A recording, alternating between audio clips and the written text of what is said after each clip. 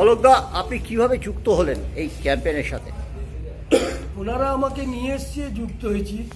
আমি অত করে হয়নি, ওনারা আমাকে এবং অ্যালবিটোকে দুজনকে সিলেক্ট করেছে। আমরা এখানে এসেছি এবং আমার বইও ওনারা অনেক কাউকে প্রেজেন্ট করেছে দেখছি। আসলে আমার মনে হয় এর উত্তরটা অলোকদার থেকে আমি দেওয়াটা জরুরি। সেটা হচ্ছে, আমাদের তো ধরুন পরিচিত অনেকেই আছে, আমরা এমন একটা ক্যারেক্টার চাইছিলাম, একদিকে বর্ণময়, একদিকে সেলিব্রিটি, একদিকে বিতর্কের ঊর্ধ্বে, এবং একদিকে এমন একটা মানুষ যাকে দেখিয়ে এগিয়ে চলা যায়। অনুপ্রেরণা শব্দটা যাদের জন্য সত্যি সত্যি ব্যবহৃত হতে পারে, নিঃসন্দেহে অলোক মুখার্জি সেই রকমের। নিঃসন্দেহে যিনি খেলোয়াড়ি জীবনে একজন ডিফেন্ডার হয়ে কোনো রেড কার্ড দেখেননি, সেটাও আমরা বলেছি, সেটা এখানে বলেছি। ফলে সেই কারণেই আমরা অলোকদাকে আমরা অনুরোধ করেছিলাম, এবং এটা আপনাকে অন দ্য ক্যামেরা বলা উচিত না, আমি বলছিলাম সেই কথাটা। ক্যাম্পেইনের সাথে আপনি কিভাবে যুক্ত?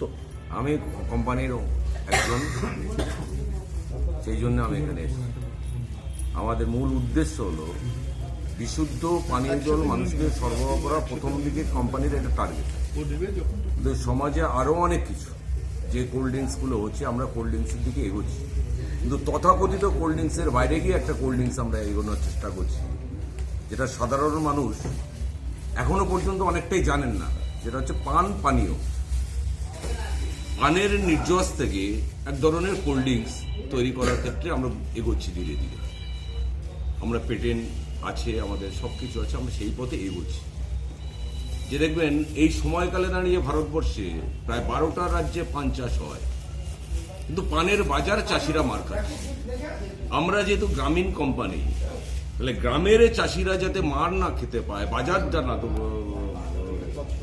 পাচ্ছে না, তাহলে পানের বাজারীকরণ করার ক্ষেত্রে, প্রক্রিয়াকরণের ক্ষেত্রে গুরুত্বপূর্ণ ভূমিকা আমরা পালন করি। আপনাদের বোটলিং প্ল্যানটা কোথায়?